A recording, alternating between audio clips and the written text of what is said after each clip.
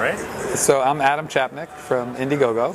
We are the world's largest open crowdfunding platform where anyone, anywhere can raise money for anything at any time, right now. And tell me a little about how Indiegogo started. It started when one of my colleagues, Danae Ringelman, and her co-founders, Slava Rubin and Eric Scheld, saw an opportunity to help revolutionize the way that films were getting funded, with an eye toward applying that to everything in the world. But Danae was working as an analyst on the entertainment industry and really saw that filmmakers were having a hard time raising funds and conceived of this as a way to solve that problem. So we started all in film, and then we opened it to anything, everywhere, and now it's really been gratifying to see how everybody's using it. It's been really great. And how, at the time, like how long ago was it that this all started? I think Danae first had the idea back in like 2006. We launched in 2008, in January 2008. So we've been around close to 5 years. So was there anything like that out there at the time, or were you basically kind of coming up from scratch? Well, crowdfunding isn't new. I mean, it goes back probably thousands of years of people pooling their money together to get a common desired outcome. But even, the Statue of Liberty was a popular example of crowdfunding where people sent in $10 to help put the pedestal in the bay where the statue could go on. But doing it in the way that we do online with an interface like we created, we were the first ones that we know of. And so what has made it so popular? Why are people using it? Why are people donating? Why are people giving? I don't know the word that I should be using. Hey, giving, donating, contributing, that's all what they're doing. I think it works because it taps into a couple of revolutionary ideas. One is it's a whole new layer of commerce for people who are creating campaigns to connect with their customers or users or fans or audience or whatever they do. In the old days, those people had to make whatever their thing was and make it. And when it was done, they would go to market and say, does anyone want this thing I made? And then they would hope that they had an audience. Now, with crowdfunding, the same people can go and say, I have this plan or this idea, and it's in process, and you can be part of that. So in the old way, when they went to market and someone did buy, whether they wanted a little bit or they wanted a lot or they were crazily passionate and were waiting up all night to get it, all of them paid the same amount for the thing. It would be $10, let's say. If I kind of wanted it, here's the $10. If I really want it, it's $10. If I can't wait to have it, it's $10. In the new way, you invite everybody into the process and you say, if you're a little bit passionate, you can give me $10 and you'll get the thing when it's done. If you're really passionate, you can give me $50 and you'll get the thing in the special edition, or you'll get 2 of the things signed by me, or some other experience that allows you to be more connected to me, the process, and some kind of endeavor that maybe you've always wanted to be a part of but couldn't be.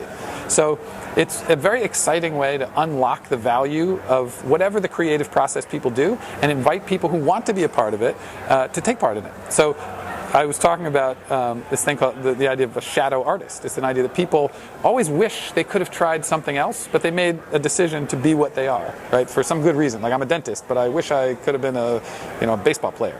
So, if you're a lawyer, but you wanted to be a movie star, you don't want to go right now. You don't want to be a movie star enough to go try and start that career and do all the miserable stuff you have to do to become an actor. But if I have a movie on Indiegogo, and I say, you give me something you have, Mr. Lawyer, which is money, let's say it's $500, I'll put you in the film, in a scene. Or maybe if what you always wanted to do is be a filmmaker, you can come to the set and you can be a part of the crew, or you can make certain creative decisions just for trading money. And that's really fun, because suddenly you're a part of a process just for a weekend in exchange for money. That was never possible before. So in the evolution of the kind of campaigns, I guess, that people have started, you see a difference in terms of how people are presenting it, or where they're at in their project, or that kind of thing? Oh yeah, it's been amazing, thrilling to see how people evolve. I mean, when it started, it was very sort of one-dimensional. We need money, thanks, see you later. People have started to understand that engagement really helps projects earn more money. We've shared a lot of data, and if you go to Indiegogo's blog under Insights, there's a huge number of analytics that share how you can be 1,000% more successful with your campaign. If you do X, you'll make 100% more than if you do Y, things like that. But what we've seen is mostly around how people really understand how to engage their audience, both in their video, where a personal video has really helped. When people started doing personal videos instead of just like a still, it increased campaigns by 122%. And then there's other incremental increases like that around perks, perk levels, perk amounts, and how to offer them. All kinds of things. Updates. If you update 31 times in your campaign, you make 408% more money.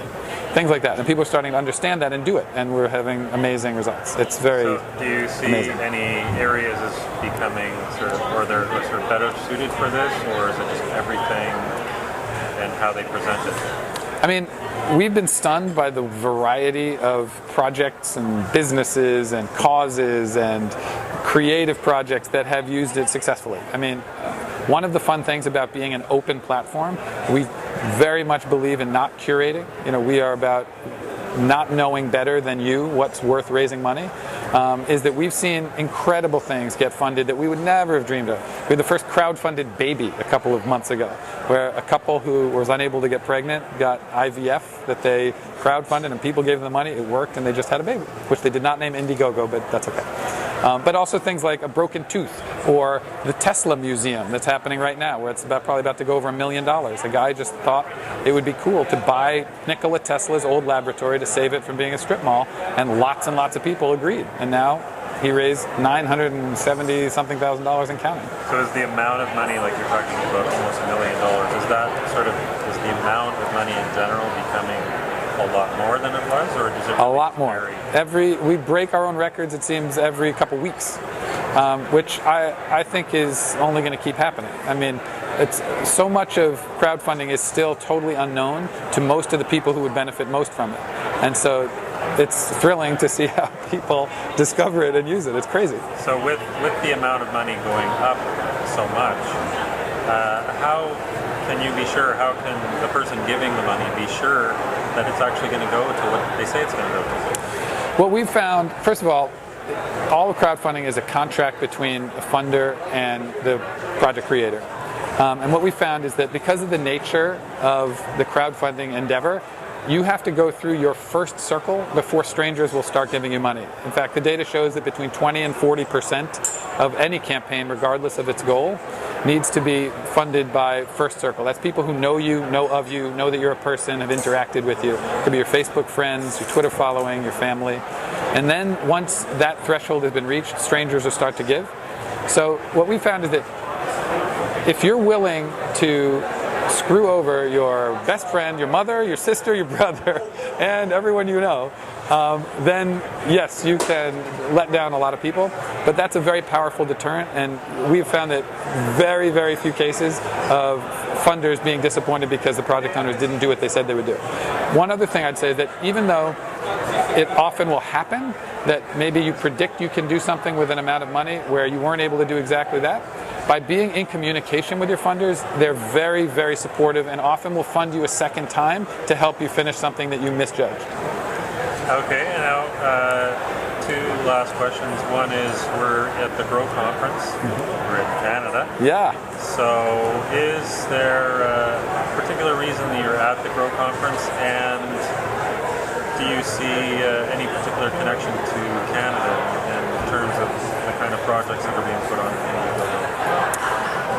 Yes, and yeah, I mean, the reason we're at the Grow Conference is because it's an amazing place where hundreds and hundreds of incredibly creative people are bringing projects, every one of which is worthy of an amazing crowdfunding campaign. Why wouldn't we be here?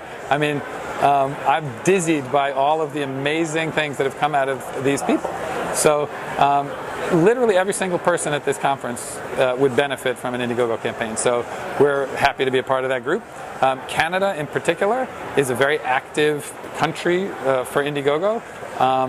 It's, obviously English language speaking helps because Indiegogo is currently in English and German.